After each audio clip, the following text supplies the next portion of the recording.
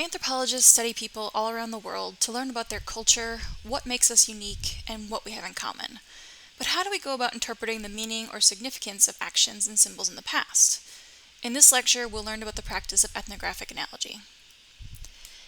So as you might recall, sociocultural anthropology is one subdiscipline within the greater whole of anthropological research, and these are anthropologists who engage in the study of living peoples. They're most interested in looking at culture, identifying cultures, and exploring cultural development over time. So as you also might recall from an earlier lecture, culture is learned, it's shared, it tends to be symbolic, so you see those golden arches from Mickey D's, you know what to expect, and they're also part of these integrated systems. Culture also dictates how we think and how we act. So in this case, people perceive and organize their world in different ways based on their enculturation. And there are also different types of complex interrelationships that exist between a person's culture, language, and systems of thought. Now, our cultural knowledge exists at two levels of consciousness, and you would have read about this in the Spradley reading for this module. And these two levels of consciousness are explicit culture, that is what's part of what we know. It's a level of knowledge that people can communicate about with relative ease, whereas a large portion of our cultural knowledge remains tacit or outside of our actual awareness. If you recall from the reading, Spradley talks about this concept of personal space and how someone with a different definition of it can make you feel really uncomfortable without you even realizing exactly why. So if someone's standing or close talking to you, you instinctively start to feel uncomfortable if that's not something you're used to. And this is a pretty cool thing, that we can't always understand the things that we do or why. One key concept within culture, though, is that it is non-biological. So in other words, it doesn't require genetic modification through evolution, and this is something that separates humans from other species in an incredibly meaningful way.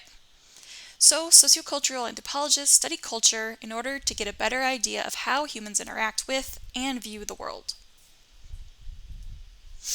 Well, how do we begin to understand culture? Well, we conduct what are called ethnographies, and this is the systematic study of people and cultures.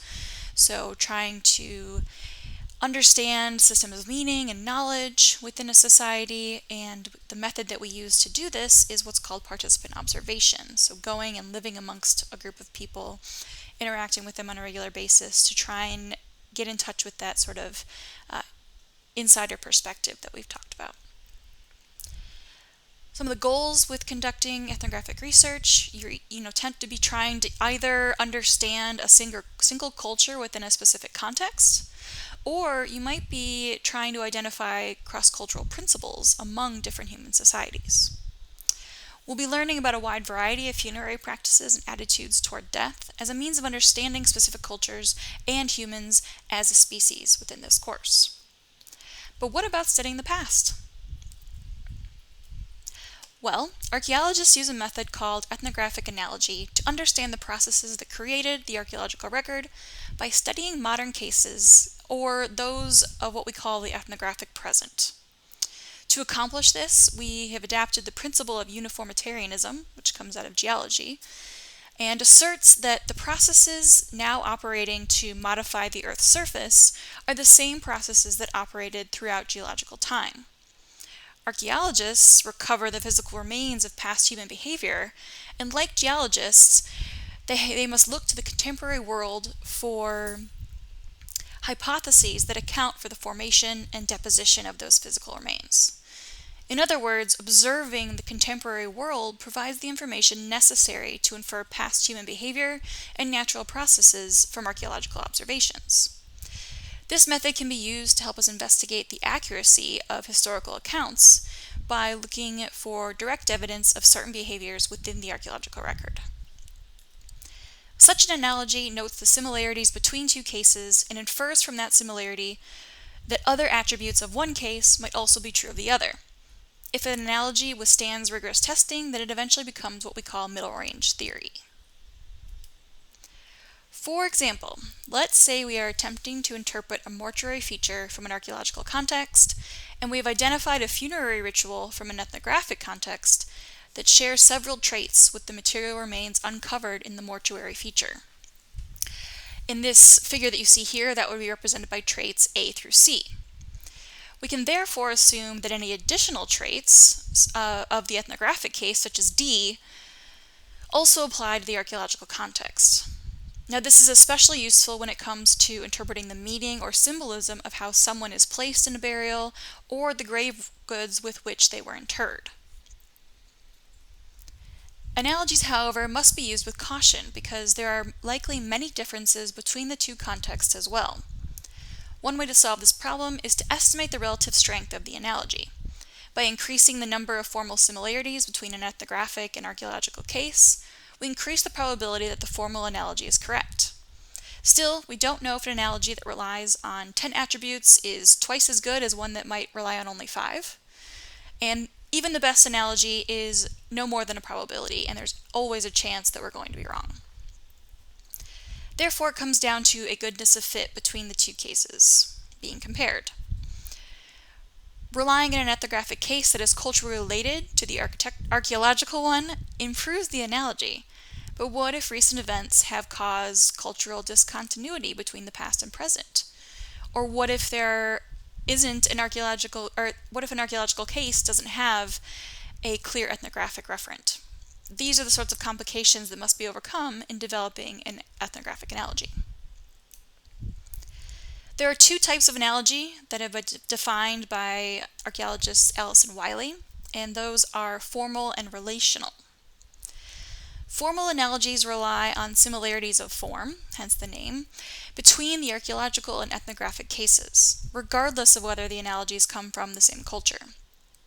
So for example, we can infer the function of stone projectile points because they are similar in form to those found on spears and arrows in many ethnographic accounts. The more ethnographic cases that demonstrate this pattern and/or the number of attributes that the two cases share help to strengthen the analogy. Relational analogies entail formal similarities among societies with similar settlement systems, economies, or environments, or when the ethnographic society is a descendant community of the archaeological case, and this is something we call the direct historical approach. This latter situation is ideal, but not always possible given the disruptions caused by contact with Western societies. Relational analogies must also rely on natural relationships, that is, the causal links between attributes of a thing and the inference that's being made.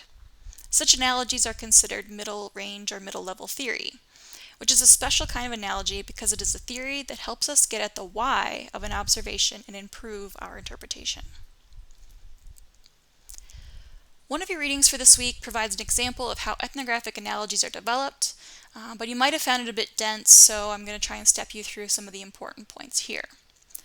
The case study involves the Tandori, who live in the semi-arid southern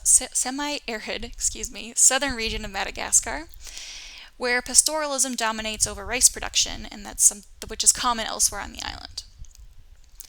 Within this society, the dead are buried individually below the ground, with a tomb erected over them in the form of a stone-walled enclosure that's filled in with boulders, and they see this as a way to sort of prevent the deceased from being disturbed later on.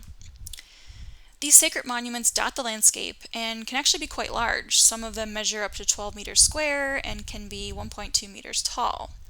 They also have elements called manstones that are these large standing stones on either end of the actual monument and also within the middle of it as well. Now, Parker Pearson discusses the history of tomb construction to understand how the monumentality and design of Tandori tombs developed over time. What he shows is that even within a single culture, the meanings of such sacred structures can change and evolve depending on the emphasis of different societal factors. For example, he notes the transition from wood to stone enclosures over time, and how the different construction materials are now seen as a way of distinguishing between the rich and the poor. Also, it appears that the design of tombs as cattle pens and the use of bucrania, so that's the part of the skull where the horns actually attach, This is a much more recent phenomenon that symbolizes the importance of cattle in their society today. And he especially goes into some really interesting details about the taboos related to how the cattle are raised and how they are incorporated into funerary rituals. The metaphorical model that he settles on for the early stone tombs is the house, and that's due to two factors. The first being the similar proportions and size of these two types of structures.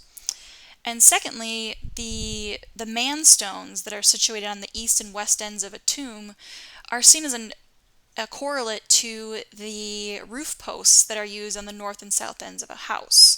And the Tandoori actually refer to these as the skull post and the head post, respectively. In fact, the early tombs may have been modeled off the collapsed houses, like those of the deceased, that become a pile of stone and wooden posts prior to its ritual burning. The development of monumental stone tombs, however, must be set within the greater context of kinship relations, landscape setting, and clan migration among the Tandoori and neighboring groups. The stone tombs originated when different clans came to occupy the same territory, which has been documented between 1800 and 1880 by archaeological fieldwork and oral histories of migration. The names of some of the individuals buried in these tombs are still known and can be placed in clan genealogies. What we find is that these tombs belong to people who were among the upper echelons of the clan hierarchy in the region, and that they may have been used to help mark the territory and authority of different clans during a time of social upheaval. It's likely that monument construction also contributed to the emergence of new group identities. The first men who were honored with this type of style of burial were rich in cattle, but didn't necessarily have the political or marriage connections with the elites that the highest ranking clan might have at that time. So, hopefully this gives you an example of how we can apply ethnographic knowledge and see how deeply into the past it can apply, and it can help us understand archaeological evidence that otherwise we wouldn't have any clue where to start.